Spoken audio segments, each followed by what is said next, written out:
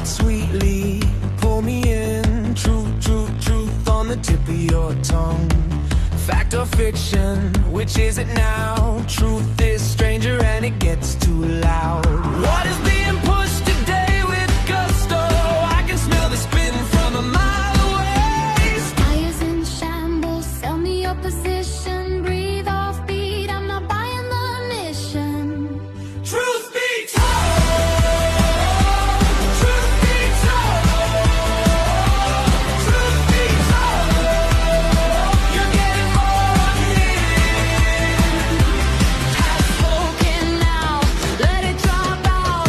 Read the room, feel that doubt. Truth be told, that's the line. No more smoke, no more shine.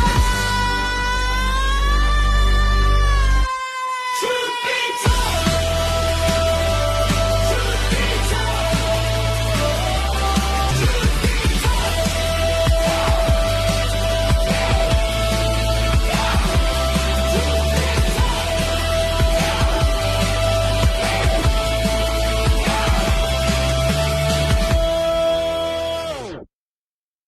and the truth shall set you free. Hello everyone that can see us. Apparently, are you serious? What? It just I love restreams sometimes, and sometimes no. Okay, it's just okay. We are live on YouTube. I just saw the YouTube thing there, so on my YouTube side that says it's live. It's not showing up in the indicators, and so I'm like, nah, you are not canceling the stream on the I got the where I get most of notification. my views. Yeah, I got the notification. Okay, that's good. I was a bit like, but we're good to go. Welcome everyone to yet another episode of Truth Be Told. Glad to have you all here, Platinum, Amy, and our wonderful guest to talk about our opening starting segment, James Fishback. It's been a while since we talked about him.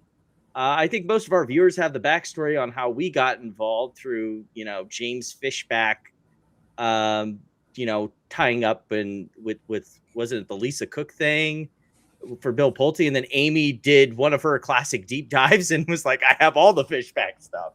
And we kind of worked from there. But how do you want me to introduce main media stream or just media mainstream from Twitter? That's fine. But so what's interesting about Lisa Cook is, right, like, so James Fishback was going to go to the Lisa Cook meeting and yell at her, right? Like that was his strategy to get media clicks. You know what I mean? So, and then his strategy is to yell at Donald's now.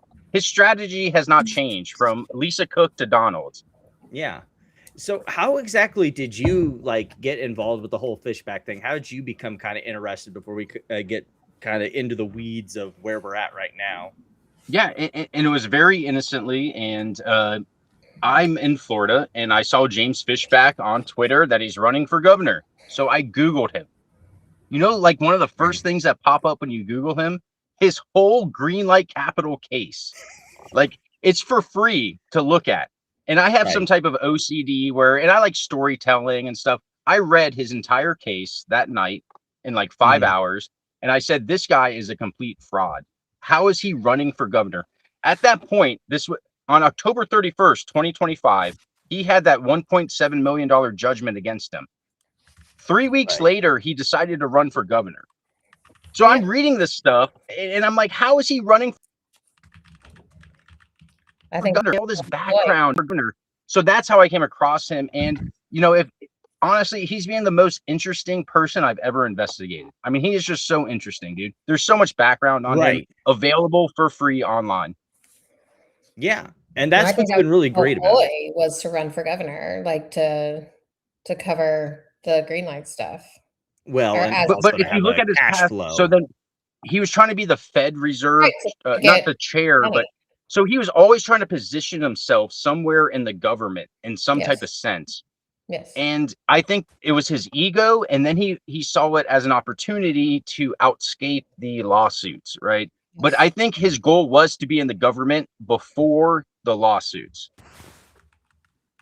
Yeah, because you saw him starting to play towards that with like the Azorius stuff They where did the he was meritocracy ETF. Like, Right. The Vivek Ramaswamy connection, Yeah. the Jubilee stuff. He presented himself. He was trying to introduce himself to that Republican sphere of influencers. Yeah. And he kind of did, actually. He kind of succeeded in his mission. Like, listen, we all don't like Fishback, but you have to admit he's kind of succeeding somehow, dude. And it blows my mind how he's doing it. But he's beating Well, Jay it's the Collins in the poll. same as Bill Pulte, right? They just fail upwards. Failing yeah. upwards is probably the best way to describe it. Yeah. Yeah. Speaking of those polls, I could have sworn I fixed this beforehand, but we'll let it go. So Max had done some reporting on this and found that these polls that were polling Fishback at these ridiculous numbers, that what was it, like 20 or 30%, right, or something like that, 17. I think it was like in the teens, if I remember right. I mean, at one point, It I was think like, I saw him put up a poll. It was like 23 or 32%, and I was like, no yeah. fucking way. Well, it turns out that those polls might not be as honest as previously. I'm going to speed this up a little tiny bit, but let's go. Call will be recorded. The May poll had, in my opinion, a poor survey design because the head-to-head came at the end of the survey after there was already descriptions of candidates earlier in the survey. So if you present one candidate with a more popular stance and then another candidate with an unpopular stance, so basically, if you're familiar with that, right? So it was basically an informed ballot poll without disclosing that it was informed ballot. So the informed ballot question came at the beginning, and then you had a head-to-head at the end.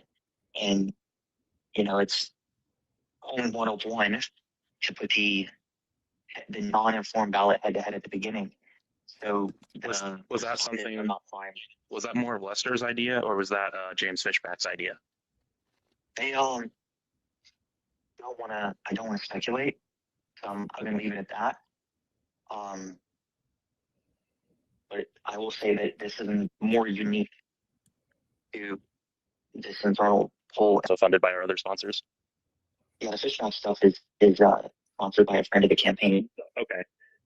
So it is technically a Fishback internal, but it's more or less it's a donation from a friend of the campaign. Right. So it's in a way that we wouldn't have to disclose it as an internal. Exactly. Okay. And we've already verified the legality of it. Right. Of course. So it's like a friend of a friend. Like if I'm running for governor, and then you decide to sponsor a poll on my behalf. Right. It's not technically you running the poll, so it's more or less okay. Yeah, that's kind of skeezy.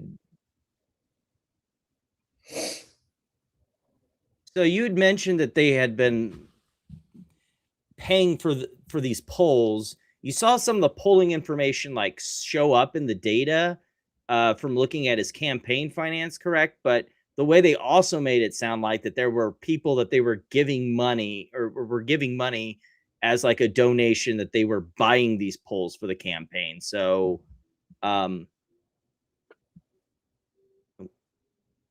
So let me kind of, I guess, break some news here. But I was contacted by someone and said that literally TPSI, their funding is 100% by James Fishback. If James Fishback stops giving them money, they will no longer be a polling system. So let's go to the founder of TPSI, the Public Sentiment Institute. Lester Tellez has a very, very rough history. Like he literally has charges against trying to rape 2 autistic girls, like 18-year-old women that were autistic. And James Fishback knew this and still chose to help him conduct these polls. And Lester Tellez in TPSI has zero credibility, right? So much so that Fishback has a charge. I just can't believe that Fishback has a charge, an expenditure towards them. So every TPSI poll is a Fishback internal poll. Internal polling is completely normal in governor candidacy, but they announce that it's an internal poll, meaning they paid for it. Fishback has never announced his partnership with TPSI. Lester Tellez and Fishback are buddy-buddy. They talk to each other, and they are colluding on these polls. This is my understanding of things. Mm-hmm. And How much money? so Do we know how much money he's raised for his campaign? Like donated? How much he's had donated? Fishback, Yeah. Fishback has raised probably less than $1 million. Like most of it is through the PAC, the Florida First PAC with Daniel Hassan, Mhm. and then the rest is individual donations through just his regular governor campaign. But So at all the in end of the with day, PAC, it's under $1 million. yeah, yep, Okay. yep. Okay. No, he hasn't raised much money at all. But Okay. that's why he needs these kind of people Right. to support him. So TPSI, how many times has Fishback or other Fishback people have shared a public sentiment poll saying this is the fact now, right? Like, Oh, yeah. oh, the Public Sentiment Institute says he's at 40%. None of those polls are actually accurate. This is how polling works. So they have 700 people that make a comment on their questions. Then they weight it. The weighting, from my understanding, from what I was told by a confidential source, the weighting is done by Lester Tellis himself using an AI chatbot. Okay, so the weighting, if you look at weighting at polls, the weighting is what actually determines how a poll turns out. All the weighting is done by this Lester Tellis guy. Lester Tellis is not a character to trust at all. But Fishback has attached himself to this TPSI, the Public Sentiment Institute, and he'll go on every one of his press conferences. He says this poll is legitimate. Oh, the New York Times says this poll is legitimate. No, the New York Times mentioned it once within their magazine or their newspaper. That doesn't mean it's legitimate. So the TPSI should automatically be discredited. But that is the only thing that Fishback can actually run on is the poll he paid for. right. And so so it's basically it's an internal polling service, because not only is it, getting money either through third parties or directly, that it basically operates as an arm of his campaign, more or less. No, not even more or less, like 100%. It's an arm of his campaign because the weighting is judged by Lester Tellis. So the weighting is in favor of Fishback's campaign, so they can put out these polls. So one poll will say like Central Florida, said 40% for Fishback. Well, yeah, that whole poll was like 60 people. Then it was weighted. The weighted aspect, that's what everyone needs to look up, is how polls are weighted. Lester Tellis did the weighting aspect to make that favorable to Fishback. And this is how all pollings are done. Like, this is not like uncommon within races, but people don't understand how Fishback is manipulating it. The end number, right? Yeah, and everyone has internal polling and to kind of boost themselves, but Fishback is positioning TPSI as some type of independent polling that he has no part of. He 100% has a part of this polling. And Lester Tellis, you have the screenshot up here. Like, his whole background is shady as hell, man. Yeah. What's with this POS over here? Is this the same polling service thing here? Is that what the POS is supposed to stand for, or is this potentially? Oh, it's the address for that one thing. Yeah, okay. I sort of vaguely remember this, though. The whole. So here's it's super. It's just like so if you make an LLC, you register it, and there's registered companies. Lester Tellis's registered companies are with a LLC out of St. Petersburg that is attached to a company in Wyoming, an LLC company in Wyoming, 30th Gold Street or whatever, North Gold Street, Gold Street. That is the shadiest LLC company in the country, and they were giving them thousands of dollars, right? So why is he talking about the HBO Max and LL Bean with his campaign account? Oh, well, apparently I talked to Daniel Hassan today, and apparently Daniel Hassan, who has donated almost $1 million, says he doesn't care what Fishback spends it on because it's worth it. That's what he. So no, they went to the Dolphin Resort. That's a whole different. I think we'll get to that later. But yeah, no, they're spending money on stupid shit right now, right? I mean, see, like HBO Max. I'm like, why is your campaign paying for your HBO Max subscription? Yeah, he's got to watch Game of Thrones, I guess, to vote for people. That's how he gets his campaign strategy. So like this LLC, when you say it's like a shady LLC out of Wyoming, so is it like one of these LLCs that like it's just an independent entity, or is it one of these that like creates LLCs, or like So you know what it's like operations there's are? a separation. There's a separation. So if anyone wanted to Google it, there is registered Agents Inc. out of St. Petersburg. That St. Petersburg address, Registered Agents Inc., their LLC is out of the Wyoming address. Okay, that 20th. So, but that St. Petersburg address is attached to Lester Tella's. Like, there's this crazy connection between these shady registered agent addresses Right, and that James register Fishback. LLCs on the behalf of a party From St. and so- Petersburg, Registered Right. Agent Inc. is a company. Their registered agent is in Wyoming, which Fishback just paid $50,000 to in that Wyoming address. Like, everything is just weirdly connected in this kind of circle. So And it's hard to here- explain to people, but it really feels like it's money laundering in some type of sense. Well, here's what I think might have happened, because you said that, you know, this whole polling organization is basically an arm of the Fishback campaign, and that their polling operations started recently. So if you need to incorporate it as an LLC, then, you know, that their LLC is set up in St. Petersburg, but the company that was the registering agent is set in Wyoming. So maybe these are fees to pay for the polling organization to get their registered LLC and all of that. Well, let me be very clear, actually. So the LLC that Lester Tellez has registered in St. Pete is his own LLC for some like YouTube channel he has. It is not TPSI. Okay. The TPSI LLC That is a I've good not been able to clarifying find. note. Okay. Okay, I'm not. Okay. So there's the Dustin Smith. Dustin Smith apparently is the figurehead or the image of TPSI. And Dustin Smith, I found his LLCs, and he's just like a construction worker, man. Like, none of these people have Right. history in actual polling. Lester Tellez has zero history in polling. TPSI is 100% not a real polling agency, and it is funded by Fishback. And I can confidently say that, you know, that's kind of the bottom line. And it gets so confusing and muddled, but that's the point. You know what I mean? Like, they can't make it obvious what they're doing. Why would Fishback's campaign send almost $30,000 to this Wyoming address?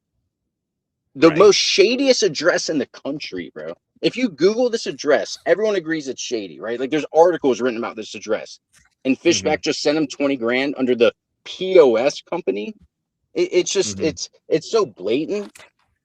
It's honestly just some type of funneling of money, and I can see it, but I can't prove it, and that's the problem. Right, because it's kind of murky, kind of like how we were talking before the show, and we'll get to it later. The whole two Azorias that threw the Florida federal court for a loop when they were trying to even set the you know, show cause and what, you know, hadn't been explained and had been explained to the court for them to be able to garnish stuff and things like that. So sounds about par for the course.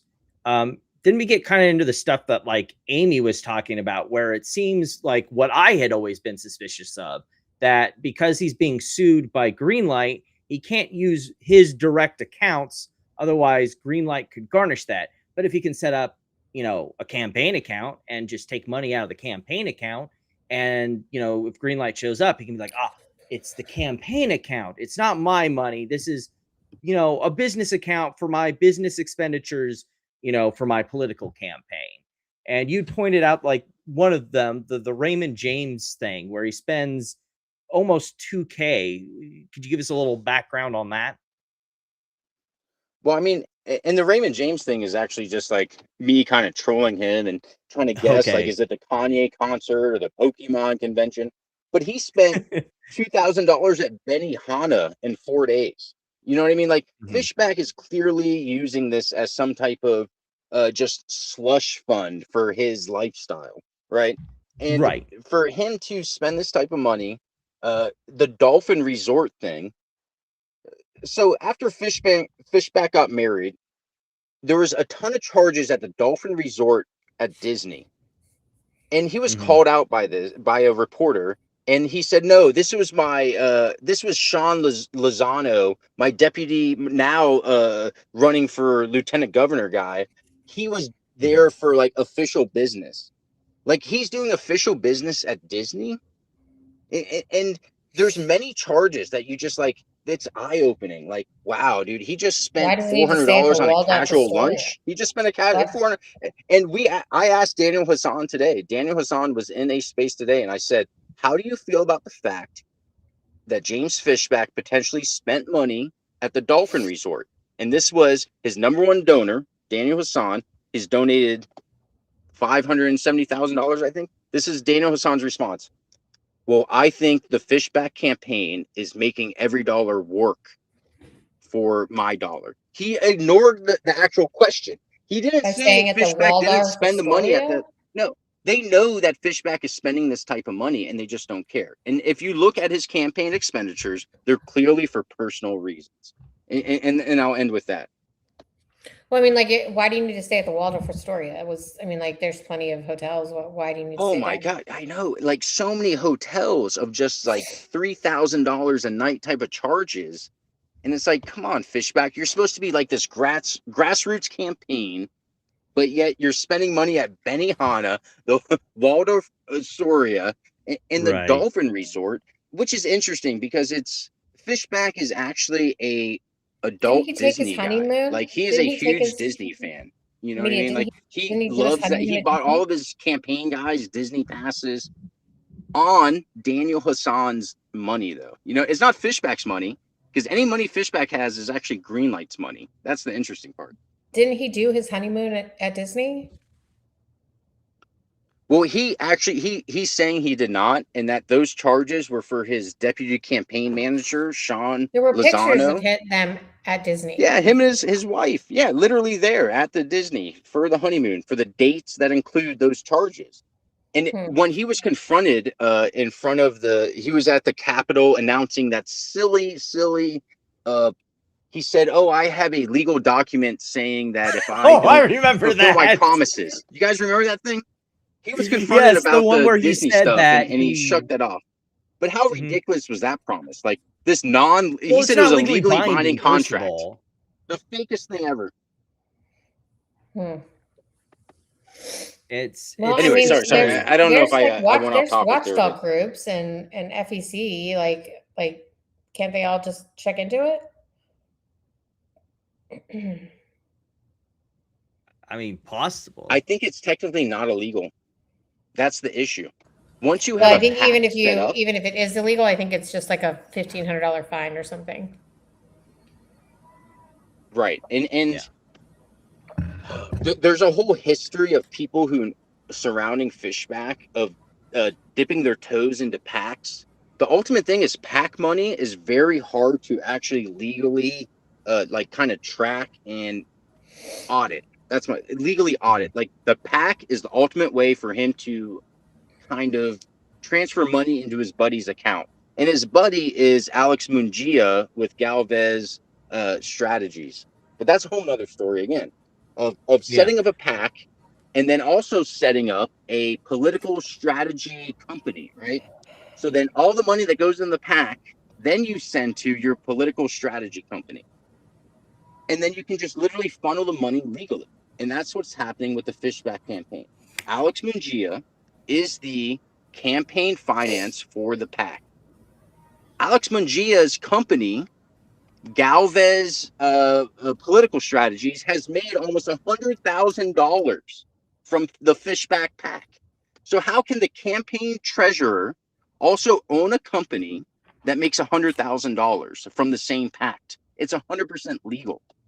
And it's just insane to me how that whole America United, whatever the Supreme Court thing was that allowed the PAC system to be Americans, right. American It's just United disgusting, man. The PAC system has become a grift now, and Fishback has capitalized on it. And the people from his past have dipped their toe in that type of grifting through the PAC. I'm going a little off topic, but listen, this is the whole thing. No, but you're right. Like we knew the PAC could be untraceable in a sense. Yeah, and Did you're you right. see Like the we question? know about Pulte. We know about Pulte. I'm sorry. Rub my axe. We know about Thank Pulte you, abusing Platinum, PAC because I'm contribution. horrible with the chat. Did he end We know up about using Pulte campaign abusing funds PAC for the Tinder? Yes, he contributions. did. Okay. Yes, and then he got We just banned talked for about that. Tinder. isn't that how that went? Mainstream that he was using Tinder funds to pay for his Tinder Plus, and then got banned from Tinder for using it for advertising.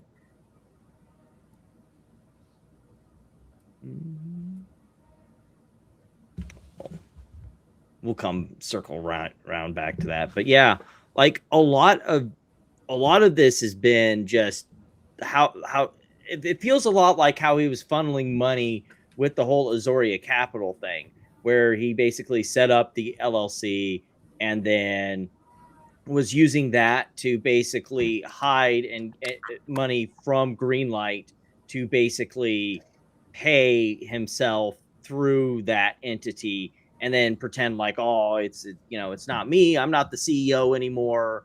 I'm not in control of all of this. And it just, it's a giant mess about how he operates that entire system. Let's see if we can, oh, he just dropped. So I'm going to assume that there was a DC issue.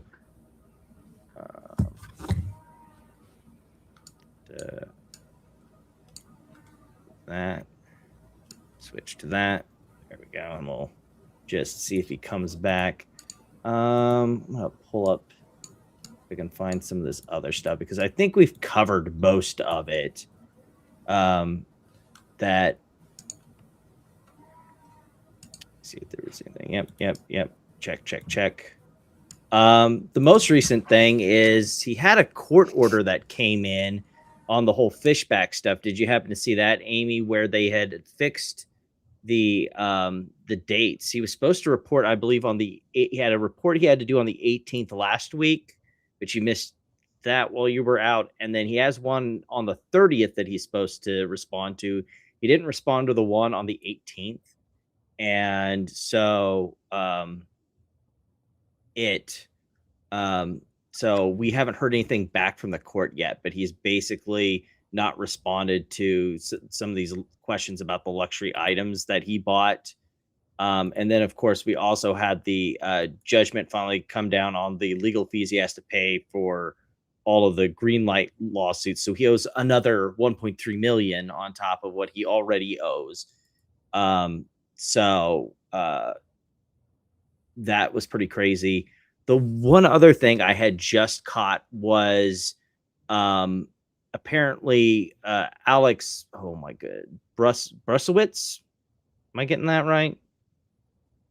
Brussowitz. Oh, I kind of have to show the screen.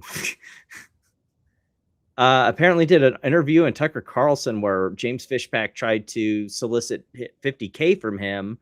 That interview was just kind of wild, because while it was going on, like Tucker was like going to Major League Defense for James Fishback, which was just all sorts of weird to watch in real time. Could have sworn I had that. I thought I had it. Oh, here it is.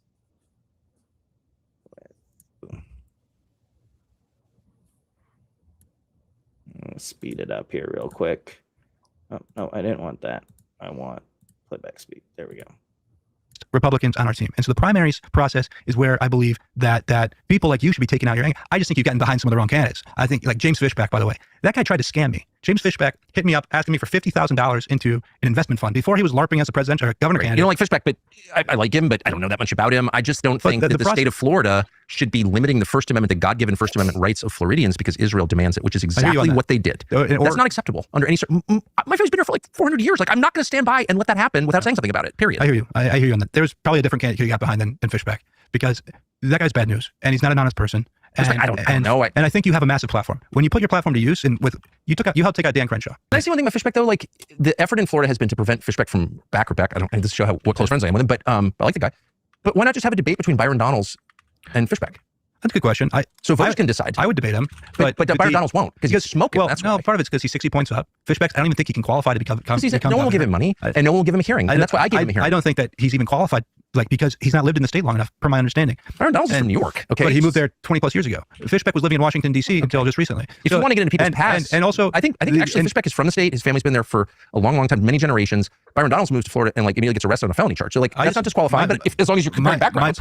My biggest gripe with Fishback is he tried to scam me. personally tried to scam me out of $50,000. I don't know anything about that. When he was pretending to be a financial expert running different funds. How'd you know him? I met him through Twitter. You know, he used to be, buyer beware, Alex. He used to be one of the president's biggest defenders. Do you do a lot of your investment deals through Twitter? No. Okay. I don't do any of them. However, well, anyone who approaches you for an investment opportunity on Twitter probably knows. He's not just a Twitter guy, but he was an economic pundit on Fox. He was an economic pundit on CNN. He was the head of different funds, right? That's what he said, the Zoria fund. And so he also really wanted a job at the Trump administration. He really wanted to go work for the Trump admin. He wanted to be on the commissioner for some agency, and he asked me to advocate. I'm sure. Look, do you want me to compare this to Byron Donald's biography, which I know a lot about? I don't think you do. What I'm getting the background on, okay. what I'm getting to here is how I met Fishback, yeah, and him asking me for money, and then on Twitter, in person. We met. Did you send him money? No, I didn't send him money. No, then we're square. 2 weeks later, his fund shuts down. Yeah, well, so tried to get him to buy into his fund. That's what it sounded like. I had not been aware of any of that. It's not that I want to defend him, but in his defense, I don't think he knew that the fund was going to get shut down, right? Like that was a decision that was made over his head. But yeah. But it's like the wild thing about that is just how much like part of it is like, how James is just kind of skeevy all around, but just like how he's gotten himself into his position where he has all these like real ardent defenders because, like you said, Amy, just failing upward and just like cultivating these like weird relationships that you would never expect to happen. And like, here's a guy who's saying, I think I got, grifted by Fishback almost. And Tucker Carlson's blowing him off and trying to throw him off of what he's saying and clearly interfering with like the dude. It's just, it's wild. It's really easy to see. Fishback it's because Fishback doesn't like Israel. Right. Or plays like that on TV, which I mean, not much of a difference there, but. So our first meme stock thing that we have for tonight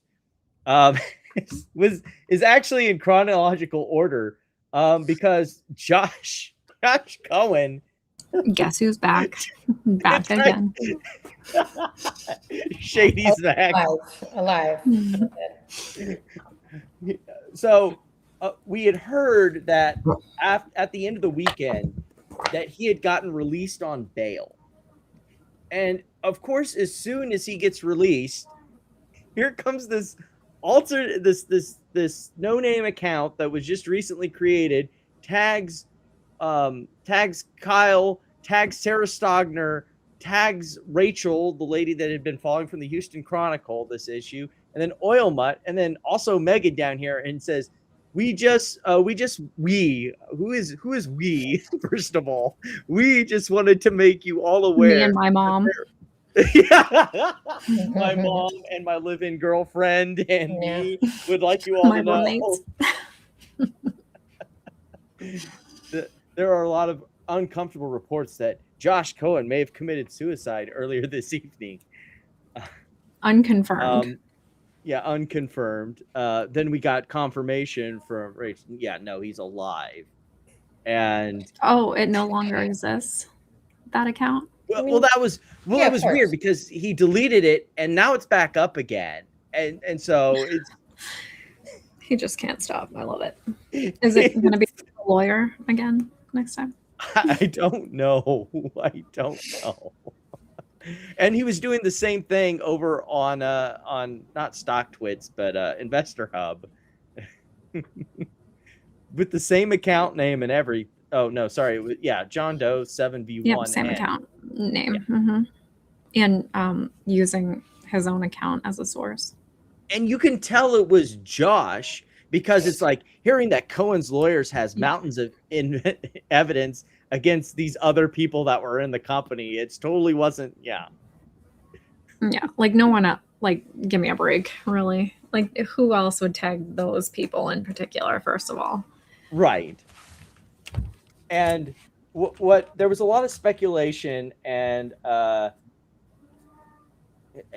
don't think he thought that he was fooling those people, like he was trying to throw them off his trail. I think it was more of a, oh, don't you feel sorry that you ruined my life and now I had to commit suicide kind of gambit. Feel sorry for me. I do like that down here in the comments on Meltdown, It's like, oh my God, it's like as if PP were CEO. PP Seeds? Well, I mean, has it gone bankrupt yet? I think that's a qualifying factor for being a PP Seeds company. Has to go bankrupt. No. So then that led to an entire thing where him and Josh, I guess, hooked up again. And then there were DMs back and forth that they were going to do an X space where they were going to talk it out, and that Josh was going to get his side of the story out and all that stuff, and that, you know, Kyle was going to listen to him and everything like that. And then we got told that wasn't going to happen because apparently Josh's lawyer stepped in, which I could believe. Look. Yeah, right. You think Josh acted as a lawyer about No. He has definitely probably got a public defender. Yeah. Like, he's facing charges. Sure. Yes, something. But he's not watching his Twitter. Oh, I'm sure he is. Like, I don't know. I don't mean he has a public defender. You don't think he has an actual lawyer? I mean, not an actual lawyer, but you don't think he has like a private attorney?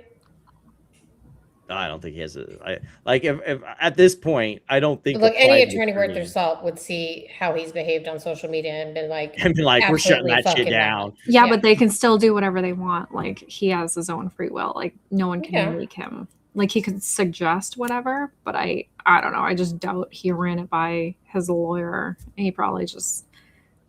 I don't know. I mean, he's who knows? Serious shit. Like, I think you probably take it serious at some point. Right. Maybe. I guess criminal charges are a little different than the civil charges we're used to. Right. And so that turned into a space that Brett had Murray, where we were all participants on. The ending of that was crazy because we found yet another victim of Josh's. The end. Oh yeah. 7 figures at least. So we're talking about at least $1 million. And the crazy part about that is, and it didn't really like penetrate my mind until like afterwards, Oil Mutt Pollard came up to me. It's like, yeah, that dude, you know, would have lost more money if it wasn't for your guys' live stream, because that his friend showing that to him is what got him to realize, holy shit, this guy's a ridiculous. Oh, really? Yeah, that's what he said. And it's good to know because, I mean, that is what the most viewed video on your channel. So I'm glad that like people are I'm glad it helped to show somebody. people. Yeah, for sure. Yeah. Well, and that it saved somebody from taking more losses than he already had. Money. Yeah, right. That's awful. Yeah. And it was like a perfect depiction of Josh. Of him in his purest form. Well, I mean, we didn't have to do anything. Like, you just you just shot himself in the foot. You just exposed yourself. Like, we didn't have to do anything. Yeah. There was no effort on our part. It was like it's like that one I can't remember the character, but from The Simpsons, you know, walking on all the rakes. Yeah. And then we got also some more stuff about Josh from Kyle. Seeing here, trying to bribe an employee with $150K of stock to delete the nasty posts he made about him on social media. I wonder if this is going into an 8K. Hey, Jen, can you get Ricky the 150K of shares I promised him? Sure can. Ricky, I'll let you have the shares as soon as you delete the bullshit you wrote online. Never mind, Jen. Looks like Ricky will always let his pride and his... All right. Classic Josh. Let's call him an alcoholic.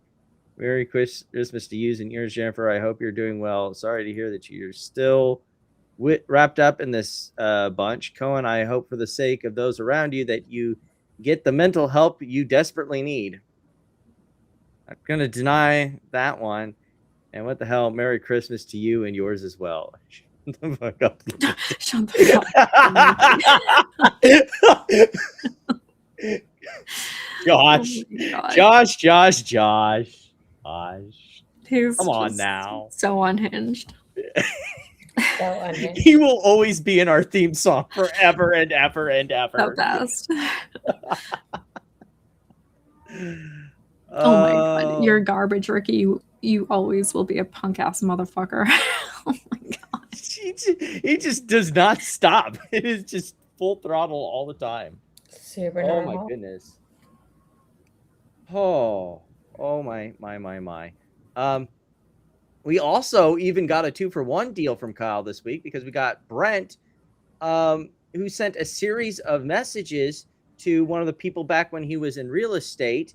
Apparently a guy that did the roof on one of his flips, who he owed a bunch of money to, looks like somewhere around $500,000, was asking to get paid. Well, actually, let's roll it back here. Sorry, $25,000. My bad. It was just a rounding error, guys. But didn't get paid, and he put a mechanics lien on the house. And so then Brent threatened him with litigation and that he would sue him for defamation unless he took a $5,000 payment. Remind you, he owes $25,000, saying, I won't sue you and I'll give you $5,000 if you remove the mechanics lien. Amazing people. Mm-hmm. Maybe these two hefty treat eaters will share a cell in prison. Friggin' Kyle. Oh man. I love Kyle. They're in the same state, so it's always a possibility. But we're not done with the oil co frauds getting their day in the sun. Oh yeah. Would you like to run with this one, Platinum? The Targgart appeal has been Dun, dun, dun. appealed. And it is Well, it's been remanded. Reversed. Reversed and remanded.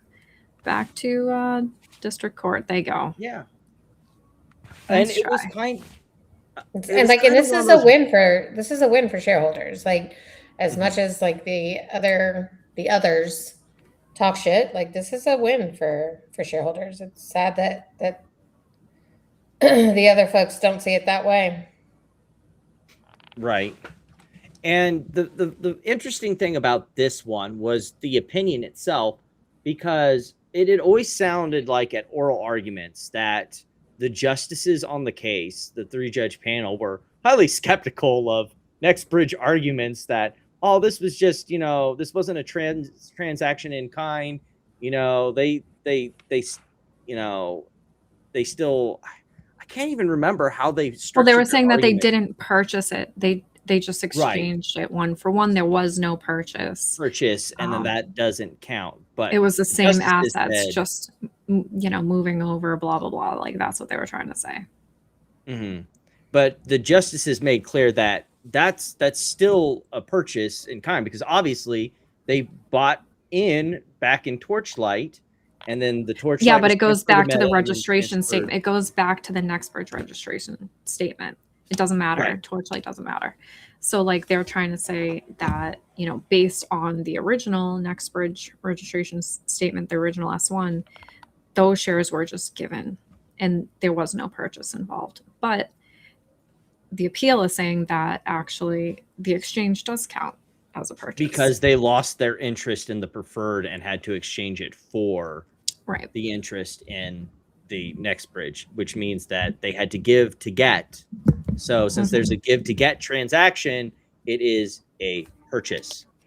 If they still had their interest in metamaterials and then also got this, then there would be no give get. They, and then, we'd be talking about a different thing. But since there was an exchange in kind, then that is a purchase for our purposes. But yeah, that also opens up the other lawsuit, which is the Bartok lawsuit, where they were asking for 2 impartial members of the NextBridge board and things like that. So we'll see how both of those go down now that they are free to roam. Mm-hmm. I'm sure there are going to be some very unhappy meme stock grifters as this goes forward. but tough shit. Yeah, and then we're still waiting for the SEC versus John Berta and George Palacara situation to, for them to decide on the time. motion to dismiss. Like, it's been so long. We're Ages. still waiting. Like almost 2 years, I feel like. Yeah. This one I also didn't follow too much. What's going on here? They're Oh my God, they're additional doing a shares for stock dividend. So they're doing an AMC. Wait, that's the offer. No, this is a real stock dividend. It's not like a Yeah. preferred share nonsense. It's like an actual stock dividend where they're doing, for every 30 shares, you get 1 share.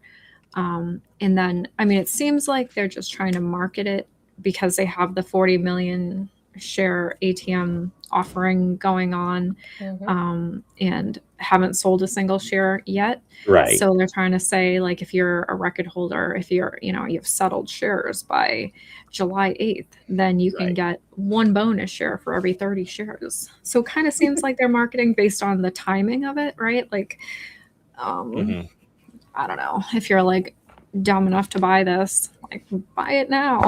Well, and the crazy part is that they're like in Spaces and they're like, what happens when Fidelity has to go to Greg McCabe and say, we need 50 million dividend shares? Like, they don't, clearly they didn't read this. They tell you exactly how many shares they're distributing, right? Like, Greg McCabe has an idea of, he has the, the number of shares that he needs to distribute to AST for AST to then send them to the brokers. It's in here, right? Where is it? It's like 9 million. So if you minus 273 million from 264 million, so they're saying, like, if they don't sell the 40 million shares, it was 9 million something, right? Didn't I well, read it depends, because if they don't sell the 40 million shares, it would only be 273 million outstanding. If they do sell the 40 million shares, then it would be 314 million outstanding. So it really depends, like, if they sell the 40 million, because then that's like an extra 1 point something million shares, Right. I think. I thought that there was a number. I thought there was. No, you just have to do the math. Do 9 just million 273 minus 264. Yeah. Anyway, regardless, so they don't realize that, like, it's right there. It tells you how many shares are being distributed for your dividends. Like, he knows how many shares his shareholders have, no matter what they say about how Greg McCabe doesn't know how many shares his shareholders have. Yep, and you don't need to be in the transfer agent. That's the other thing that they were running Yeah, they with right explicitly away. said that in the fixed filing. amount, so no brokers have to call him and be like, "Oh, we need 50 million." Yeah, no one's calling anyone. They're like, the transfer agent's going to deal with it. That's what they paid him for. Well, and there's a set number of shares that are being distributed to the transfer agent. Just like with the original shares. Yeah, it's Same thing. It's wild that they've been here for 4 years, and they all think they're so smart, but they don't know very, very, very basic things. Well, we saw that during the stream. What was it, Friday, when this all came out, where it was posted, and I mean, given it was Murdoch's space, so like we're not talking about intellectual, yeah, whatever, fucking like intellectual lightweights basically had to be spoon-fed the document twice, and then had to use AI, and still could not understand what the heck was going on. They were they were using AI on the Targgart case, but yeah, like, they do use AI, and they still don't get it. Well, because they use Grok. Well, but not just they use Grok, but when you feed shit in, you will get shit out. Narrative. It just doesn't fit their narrative. So that too. It doesn't fit their narrative. They don't read it. They don't believe it. That's it. Period. Which is really sad for them. Remember our conversation about my conspiracy. Now, now summarize this based on my conspiracy. I mean, like, the truth is gonna, like, the truth coming out, if it's in the Targgart case or if it's in the SEC case, whatever, it's gonna, like, pummel these people weirdly. It's not like they don't have access to this information, but I just think that it's gonna just, like, pummel them because they don't believe, like, that this was a scam, that they were set up, that, like, they still don't know. I have heard them say, I've heard Glass guys say, where did the money go? Who has that? Who has our money? Don't tell me they're not going to get pummeled by the truth, because no, they're not going to get pummeled. They're going to take it and then pretend like it didn't happen and then rearrange it. The truth will not deter them. I'm just saying that it never has. It never has. It's just crazy town. I don't get it. So we do have something that we haven't talked about in a very, very long time. Hey, it's the artist formerly known as MULN Automotive. Wow, they're still going. This is they're not unbelievable. They're not dead yet. John Taylor. It's been a while since we talked about this lawsuit. This is the guy who is filing in Michigan court over Michigan and California labor and whistleblower laws for the termination of his contract and other issues dealing with reporting the fact that his job was kind of shit and wasn't following the law. Basically, the motions at issue here is that MULN wanted to transfer to the district of, I want to say, Northern California, which the court then had to correct as the Central District of California because their lawyers put it in and submitted it wrong. MULN level shenanigans. And then they also wanted a motion to dismiss on some of the claims because they thought that they were, since this is in a Michigan court, that they were trying to bring claims that didn't have standing in the Michigan court, basically California state claims, even though he's a resident of Michigan. The motion to transfer was denied and the motion to dismiss was denied because, this is the most hilarious part of this, if I can find it. Basically, during the course of it, the MULN, through its affidavits and submissions to the court, admitted that the decision, here it is. Any lack of clarity in plaintiff's complaint is resolved by the affidavit from defendants that attests decision-making that led to the separation of Taylor's employment with Bollinger occurred in the state of California. You can't make this shit up. I can't imagine why this company failed. I can't comprehend what happened there.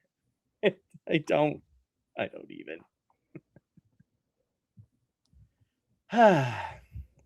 Anyway, I moved this from the normal topic section to the meme stock section because, oh my goodness, there's so much meme stock silliness about this.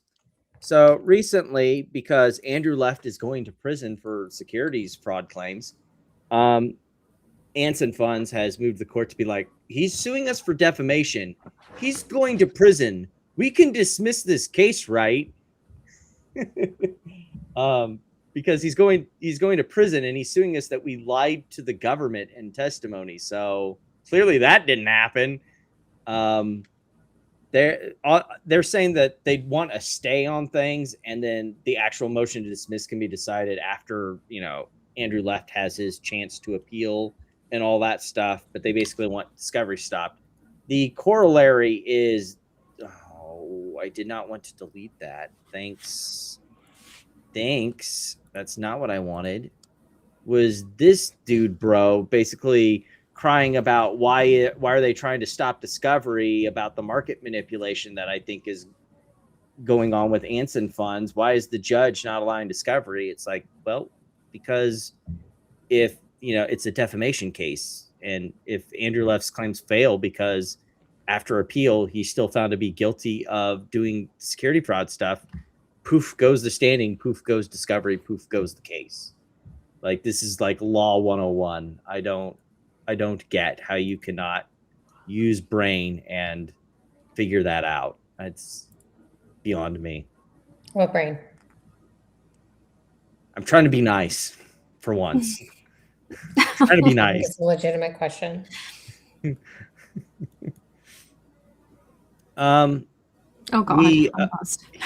I'm bringing this up because we have a case that I'm getting all of our legal stuff out of most of the legal stuff out of the way. Because we did have some legal updates. Wow, $983 US. Was that all you, Platinum? God. Did you, after that one test, did you just buy? No, sir. Like, they spun this out as a different company, and it's just like, why? They don't Yeah, and they only have what 25% of the shares, so they get what $250 of revenue, less than that actually. And income and comprehensive income loss. So they for a quarter. They did make a little bit of money, I guess. Oh, settlement of debt. Okay, so it's not they lost from operations, but they refinanced their debt. Okay, and so they're taking That's some accounting shenanigans, but okay. Their gross income was $36. Is that what it says? Costs. So their gross income was unaudited, expressed in Canadian dollars. To be clear. Oh boy. Okay, so even less. So it's than like $36. $900. Yeah. 900. No, it's not. Look, it says right there 36. Down, right there. Up. 36. Oh, gross income after cost of goods sold. Yeah, okay. Their total sales were about $1,000. Okay. And then their net after the cost of goods was 36 Canadian dollars, 36 loonies. Yeah, it's like $25. Go get you something out of the vending machine. Yeah. Wow. Oh, yikes. So remember when we talked about how the whole lead plaintiff, we're going to basically try and create a class action out of our shitty meme stock, that newest scheme by Wes, and it failed in the Genius case. Well, I'm going to take it that the lawyers in the quantum case got wind of that, because guess who's pointing out to the court that that's kind of bullshit. We already know what their arguments are. I'm kind of curious what the arguments are on the other hand from Grant and Eisenhower. We write on behalf of lead plaintiff. I hate all these pop-ups. I hate that everything is stuffed like AI bloatware, and it's like, hey, do you want to use AI? No, I can read. Thank you. We write on behalf of. I can still read on the behalf of Movement Quantum Biopharma. First, defendant's letter rests on the egregious mistake of fact. One would have been apparent to defendant's counsel upon every cursory examination of the filings in this case. The Genius Court was concerned about the 80% of issuer sales were consummated not through at-the-market transactions, which are identical to the ordinary open market sales, giving rise to the harm suffered by the class members, but instead through share issuances and options, which in the Genius Court assumed had been executed at set prices. Contractually set prices rather than market prices. Defendant here claims that as Genius Quantum is atypical because it alleges harm as a result of share interest, warrant exercises, options transactions. This is false. In truth, every transaction identified in Quantum's PSLRA certification, and thus every transaction on which Quantum relies on for the purpose of the lead plaintiff appointment, was an at-the-market sale executed into the public market. Ooh, that is an interesting wrinkle. Even the Genius from Court, Quantum? Yeah, this is from Quantum. Yeah. In the Genius Court conceded that such at-the-market sales are indistinguishable from other members of class sales. So they're going to try and say that basically, we did ATM sales. And I'm assuming the rest is that, Wes Christian is a totally wonderful guy and not a piece of shit. Totally. Now we move to Platinum's time to shine. So last week we were talking about the lawsuit. I clarified some of the issues I was incorrect on the Wednesday live stream. Oh, what were you incorrect on? Because I didn't see that. See, what happened is I had done a stupid that you're not supposed to do in any legal things. I took the plaintiff's accusations at face value. So I looked at plaintiff's accusations. I looked at GameStop's charter, and then I looked at the law and went, that makes sense. And then I read GameStop's thing and said where they basically cited case law, and I looked at the case law and went, oh, okay, yeah, my bad. But basically, they have the same charter as AMC. The case law ruling is that you have to explicitly write out 242D2, which means that they can follow the same rules that AMC did. It is the plurality of all the shareholders who voted, not all of the shareholders altogether. Okay. So that was already how it was, is what you're saying? Correct. Like and for some reason, GameStop didn't realize it, and its lawyers didn't realize it at the time, and then fixed it later, I guess. So the proxy was like for nothing, really? Is that what you're saying? Right. That part of it, at least. The one where like they changed the rules around the compensation vote, though, they mooted that by this here. What was really funny was during the arguments that in the document that GameStop filed, they said, we don't think that that was that they had any standing on it. You know, it was non-binding, and you know, we could change it at any time, which I'm a little suspicious of. But they said that basically they didn't have to give any disclosures around it, and they weren't compelled legally to do it. And even if any of that stuff was not true, we did this, so it's moot. There is no standing. Right. Yeah. And if we don't have something to vote on, it doesn't matter how you vote. Yeah, if we take away, then the issue has resolved itself. You know, which we were talking about this earlier, but I should have done this before anything happened from the start. Like I think because instead of saying I changed it because of the games, because of the deal with eBay, now you got assholes like me going, well, look at the timing. He obviously did it because he's about to get sued. Right. Yeah, exactly. And I'm pretty sure we brought it up weeks ago that he should do this. But you know, better late than never, I guess. Right. Which is what I think I said also when the news came out. I'm going to skip ahead on some of this stuff.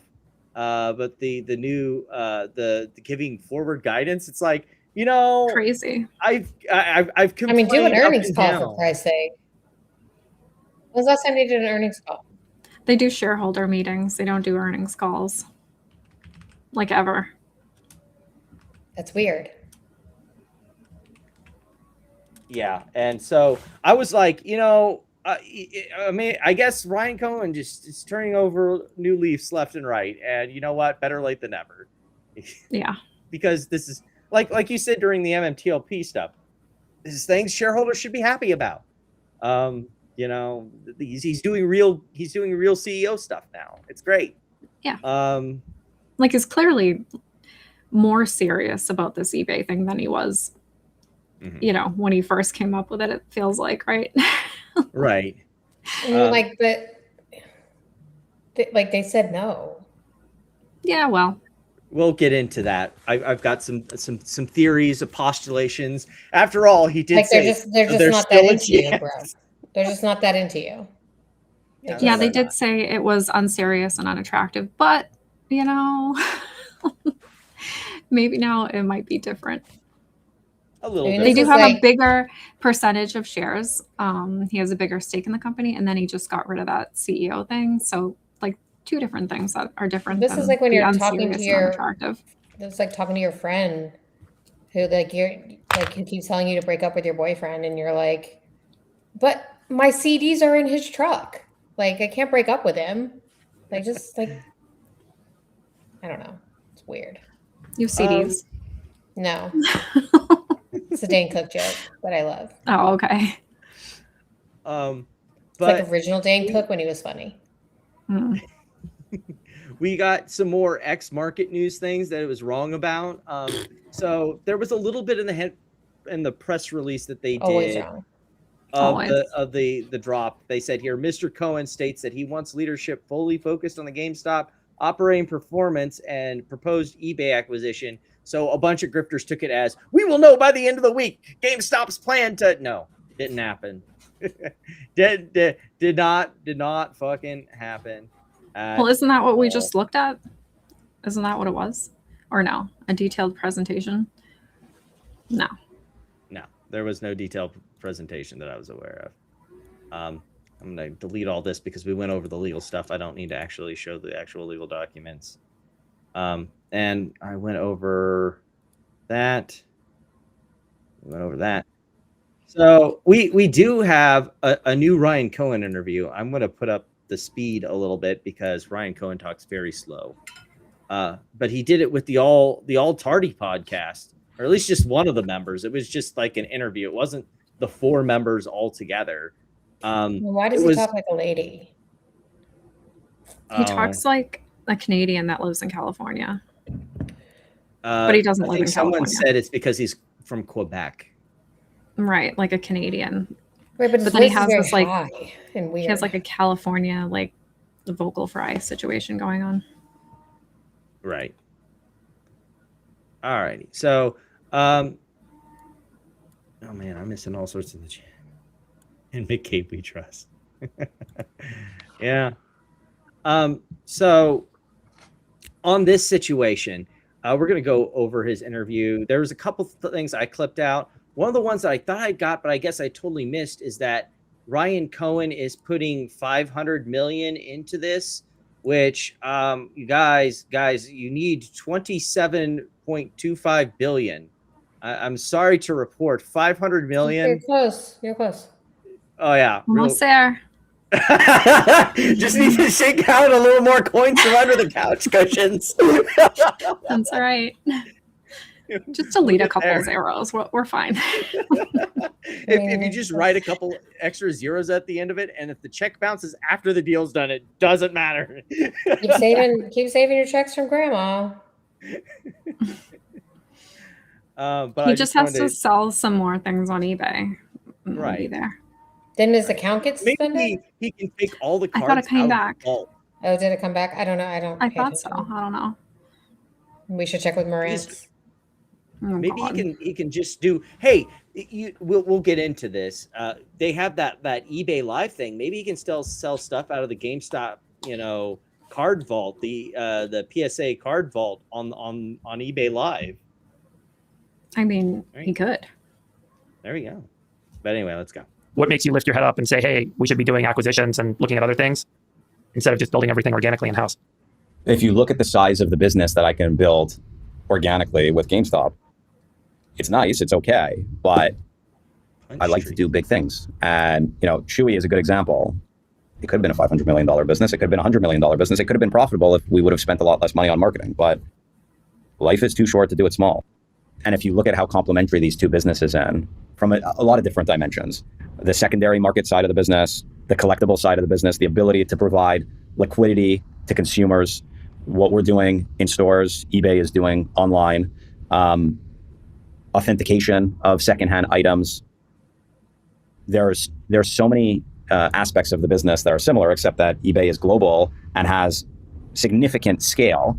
And frankly, it's a business that I understand a lot better than physical retail because I know a thing or two about e-commerce, and it's an area where, frankly, I'm much more comfortable operating. And so when you look at how much the businesses together make sense, and then you look at the fact that it's within my circle of competence. Do you remember that moment when you were kind of looking at the business or thinking about the business when this idea kind of sprung forth? Yes, I do.